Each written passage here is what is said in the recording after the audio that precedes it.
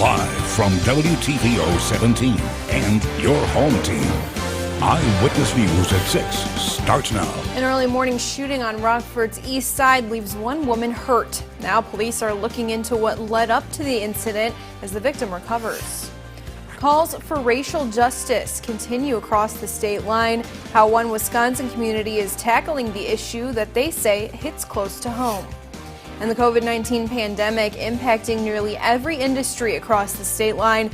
Many have bounced back, others have not. The uncertain return of live entertainment coming up. Good evening, I'm Hannah Zettl. Thanks for joining us tonight. An early morning shooting on Rockford's east side leaves one woman hurt. Police say it happened just before 6:30 this morning on Eastmoreland Avenue near Louisiana Road and Florida Drive. A tweet posted by RPD stated that after the incident, a 34-year-old woman was located at a hospital with a gunshot wound to the arm. She is expected to be okay. Rockford police are still looking into what led up to the shooting. Anyone with information is urged to contact RPD. In Rock County, police arrest a man accused of driving drunk and speeding. Just before 2 a.m. today, officers stopped a green Dodge Ram on West BR Town Line near South Edgewater Drive for going over the speed limit. Police say Jonathan Blacksill of Beloit was behind the wheel and looked lethargic and was slurring his speech. Blacksill admitted to drinking but refused a field sobriety test and blood draw. Blacksill was arrested for his 4th OWI and taken to the Rock County Jail. He was also cited for speeding. Weeks after the Kenosha police shooting of Jacob Blake, demonstrations calling for justice continue. In Beloit, a group gathered in prayer to honor Blake, who was released from intensive care this week. Demonstrators say the incident hits close to home. Hitting in Kenosha, it just allows us to understand how much important it is for us to continue being consistent and committed to what we do, allowing our community to understand that these things need to change. No one should be unjustly treated or oppressed or either abused just for the color of their skin. The group is planning a similar demonstration called the Stand for Justice outside the Janesville Courthouse next Thursday at 10 a.m. Just one day after a number of backlogged COVID-19 tests are processed, over 2,800 additional positive tests are confirmed in Illinois. Yesterday, state health officials said 2 days' worth of test results needed to be completed. Today, 2,806 new cases brings the state case total to 248,177. 23 additional deaths increases the death toll to 8,166 lives lost since the start of the pandemic. The recovery rate now stands at 96%.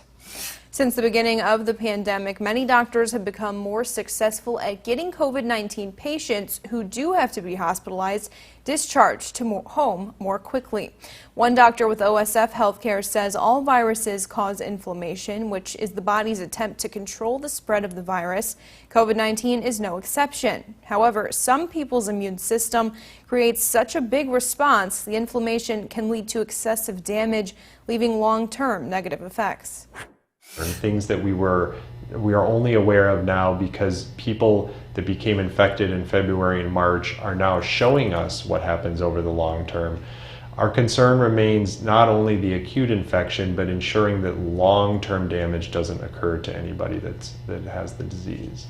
Another strategy includes giving patients medication to prevent blood clotting, which can also happen as the body's immune system kicks into overdrive. As the pandemic rages on, order has been restored in many industries, but live entertainment has yet to bounce back. Our Dylan Saraki reports that despite many obstacles, indoor entertainment centers are looking into ways to safely bring audiences back sooner than later. Our business is in a little bit different spot than bars or restaurants or things of that nature. With the limit on gatherings, having an audience just isn't practical right now. While many businesses have welcomed back customers during Phase 4 of the Restore Illinois plan, live entertainment venues, including the BMO Harris Bank Center and Coronado Performing Arts Center in downtown Rockford, have been forced to stay closed. Unfortunately, in our business, we don't operate at reduced revenue. We operate at virtually no revenue right now. From a ticketing perspective, from a selling food perspective, all of that revenue is gone. Craig Thomas from the Rockford Area Venues and Entertainment Authority, which operates the two venues, says the American Hockey League is currently discussing a plan that would see the Rockford Ice Hogs return to the BMO before the end of 2020. That may be a bit optimistic at this point in time, but that's a possibility. We do have some performances, non-hockey related performances on the books from entertainers. So, you know, we're hopeful that sometime either near the end of the year or shortly thereafter that perhaps we'll be able to start having some activities in the venues. Beth Howard, executive director of the Friends of the Coronado nonprofit, says people are craving live entertainment right now. She's confident people will flock to the theater when it reopens. The minute it's all declared safe, we'll have a lot of people anxious to come back and be a part of the Coronado. We think there definitely is. There is a desire for people to get out and connect in that live entertainment arena again, which is something you really can't get anywhere else. In Rockford, for your home team, I'm Dylan Saraki. The 2020 Kentucky Derby kicked off just minutes ago. State Line Derby fans placed their bets earlier this afternoon. Don Carter Lanes in Rockford is hosting a Kentucky Derby watch party, complete with live music, food, and an outdoor bar. Management has worked hard to keep the event fun and safe amid coronavirus concerns. Everywhere you go here are sanitation stations located all around, and there's reserved seating inside, but there's plenty of open seating left outside. So come down, have a great time. This is the first Kentucky Derby event hosted at Don Carter Lanes. Labor Day weekend will give many a break from work, but health officials near the Illinois Capitol are hoping it doesn't give them a break from following pandemic precautions. Eyewitness News reporter Cole Hankey found that typical Labor Day weekend warnings sound a little different in Springfield this year.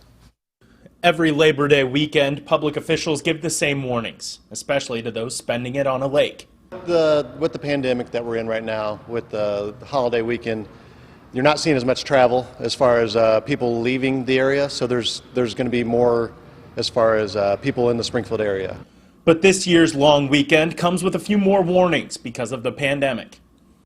I don't think we're used to having people at your home, your backyard, you know, barbecues, friends' houses, and masks, but it's really the only way to ensure you don't expose other people and they don't expose you. The holiday weekend is making health officials uneasy. Region 3, which is the western part of the state, is trending in the right direction when it comes to positivity rates after a couple of weeks being at warning level. But the director of the health department is worried that could change with one weekend of ignoring precautions.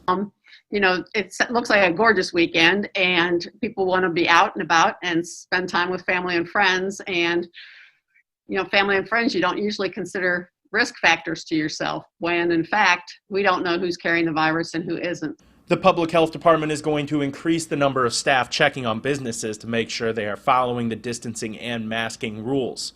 The Springfield Fire Department is also expecting there to be more people around town than usual on this holiday weekend. With the pandemic that we're in right now, with the holiday weekend, you're not seeing as much travel as far as people leaving the area, so there's going to be more as far as people in the Springfield area. That was Cole Hankey reporting. A massive boat parade taking place in Toms River, New Jersey. An anticipated 2,000 to 2,500 vessels launching from across the Garden State Saturday. Participants paying tribute to law enforcement, veterans, and for many, President Trump. Organizers think the spectacle could even set a world record. The pandemic is pushing snowbirds who used to go south for the winter to make the move permanently. It's leading to a big surge in the real estate market in Florida. Correspondent Phil Keating takes a look from Miami shores. Joe Bon Jovi, his wife and son just moved 1,000 miles, relocating from New York to Melbourne, Florida, and leaving the big city and the Mets in the past. With the pandemic, the Bon Jovis were working from home and learning from home, so they figured it was high time to leave the Northeast for the Sunshine State. It was a combination of the lockdown with COVID, combination of the crime in the city, the way they're running the city, the way the governor's running the state. Taxes are going to be very, very high. They are not alone. Apartment vacancies in New York City are higher than they've been in a decade, and rents are 10% lower. According to Realtor.com, Miami is the top market for people in the Northeast who are looking to move. After that, Bridgeport, Connecticut, Philadelphia, Tampa, and Orlando also in demand. Let me take you a tour here. For real estate agents like George Garrett Jr., times are really good right now. Kitchen. This 3-bedroom, 2-bath house is priced at about $650,000. He says his real estate company has seen an increase of online activity from people who are fed up with densely packed big cities and looking for a single-family house with a yard and amenities that you can drive or walk to, as well as Florida's no state income tax. I think the Big Apple has become the Big Orange, and people are taking notice of all the benefits here in South Florida, from the beaches to the lifestyle to the cost of living, tax haven. Another big motivator right now, low interest rates. But a recent Florida Atlantic University economics study found that South Florida real estate is right now 20% overpriced. So, buyer beware. Now your first warm weather forecast with meteorologist Kevin Doom. Another very dry day today here in the state line with no rain and humidities as low as around 25 to 30%. Now that will change, however, going into the overnight hours of tonight as we're seeing a storm system situated out to our west. This storm system is actually going to bring us 2 good chances for some rain and even some strong thunderstorms come tomorrow. The first of them coming as this warm front will pass over the state line, and the second coming as this cold front will eventually drag over the state line. So looking ahead with our future cast, conditions will remain dry and clear through the rest of the evening. Cloud cover will quickly build here after midnight, and then in the pre-dawn hours of tomorrow morning is when we'll see this first chance for some pretty widespread showers and some strong, potentially even severe thunderstorms. These look to be right overhead, right around daybreak tomorrow morning in the northwestern portion of the state line a little bit earlier, eventually exiting to our southeast, accompanied by a few lighter showers. Following that in the latter part of the morning, we're going to get a little bit of a break from the rain in the afternoon, but most of that cloud cover will likely stick with us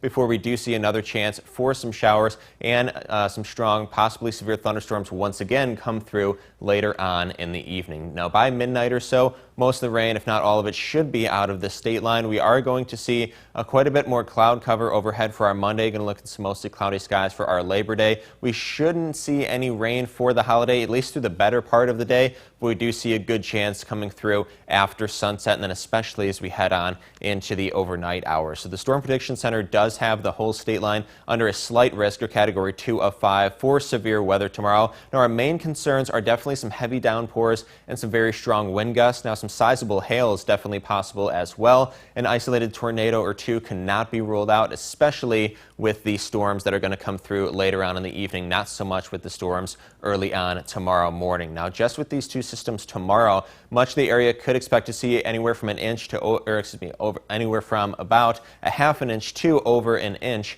of rainfall. But considering how dry our ground is, that could potentially create a possible flash flood throughout here in the state line. So here's another little more simplistic breakdown of the timing of these thunderstorms. Once again, our first severe chance comes through right around daybreak, sticks around through about the 8 a.m. hour or so. A little bit of a break in the afternoon from the thunderstorms before more storms arrive in the evening, with the greatest severe chance coming through between around the 8 o'clock and 10 o'clock hour. It's also going to be a very windy day tomorrow, especially after that first round of storms come through. We could be seeing some afternoon wind gusts upwards of around 40 miles an hour. Now, of course, these could be a lot stronger when they're immediately around some stronger thunderstorms. Here's a live look over the Park Hills Golf Course in Freeport, where all is quiet for the time being. Conditions are very comfortable out there right now. We're seeing temperatures in the middle to upper 70s. 79 currently in Rockford, 76 in DeKalb, 73 right now over in Freeport. Temperatures will fall into the upper 50s tonight as cloud cover builds overnight, and then we do see that chance for thunderstorms come through at around the 4 o'clock hour or so. Temperatures reaching the mid-80s tomorrow with a few good chances for some strong, potentially severe thunderstorms. This system is going to kick off a pretty big cool down here in the state line, bringing temperatures down to the lower 70s for Labor Day and the lower to middle 60s for much of the upcoming week. Now, the Napleton Sports Desk with David Greenberg. The deadline for NFL teams to cut down their rosters to 53 was earlier this afternoon, and Rockford, you can add another name to your list of local star athletes to go pro. Rockford Lutheran's James Robinson officially made the cut for the Jacksonville Jaguars and will have the potential to compete for some playing time this season with the departure of Leonard Fournette. As a Crusader from 2012 to 2015, Robinson broke the Illinois high school all-time rushing record with 9,045 yards and 158 touchdowns. I, for one, can't wait to see how his bright future will play out. Staying in the NFL, the Chicago Bears made headlines yesterday for what was probably the least shocking headline to come out of training camp. Head coach Matt Nagy named Mitchell Trubisky the official starting quarterback for the team's Week 1 matchup against the Lions. Both the Cubs and Sox take the field tonight. Cubs currently hosting a doubleheader against the Cardinals, and the Sox just got underway a few minutes ago in Kansas City. Both teams are currently in first place in their respective divisions and will push for strong Septembers as they hope to prepare for deep postseason runs. I'll have highlights of both games later tonight. The Buccaneers of Belvedere hosted a cross-country meet bright and early this morning. Here's the girls' meet. They kicked off the event with two other schools also partook in the event today, both Boylan and Guilford. Here we are nearing the first mile point with a massive lead was Guilford's Michelle Gasman. She's only a sophomore, but you wouldn't know that from her performance today.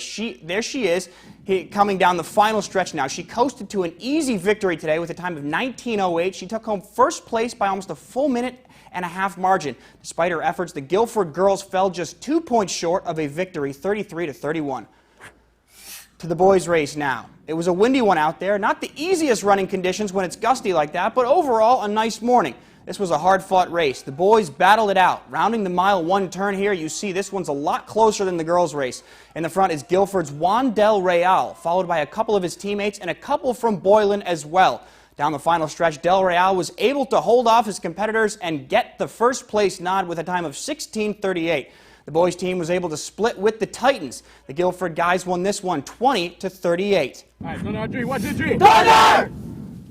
There was more cross-country action this morning, this time on the north side of Belvedere. It was a tri-meet involving Belvedere North, Auburn, and Freeport. It was an ideal day for a morning run on campus grounds. Belvedere North's Nick Lenzen won a week ago at Jefferson. He did it again today. His time over 3 miles was 15 minutes 55 seconds. Finishing second, 8 seconds behind, was Auburn's Peter McCullen. Belvedere North took the next 4 places, so the Blue Thunder ran away with the meet. They had 19 points. Auburn took second place and Freeport third. In the girls' race, Belvedere North's Sydney Elder completely ran away from the field. She won by 26 seconds. Auburn swept the next 3 spots. Taylor Wartell was their top runner in second place. She was followed by Christina Nira. But Auburn's 4th runner finished well back, and the Knights don't have a 5th runner, so Belvedere North was the winning team. A big congrats to all those winning teams today. That's it for sports. We'll be right back. Looking at our first one, interactive radar brought to us by Rockford Auto Glass and Mooring. So no rain anywhere near the state line. That will change overnight tonight and tomorrow as well. So we see a chance for some strong, even severe thunderstorms, which will kick off a pretty good cool down here in the state line for the upcoming week. That's all we've got for you tonight. Thanks for joining us. Please be sure to wash your hands. We'll see you back here at 10.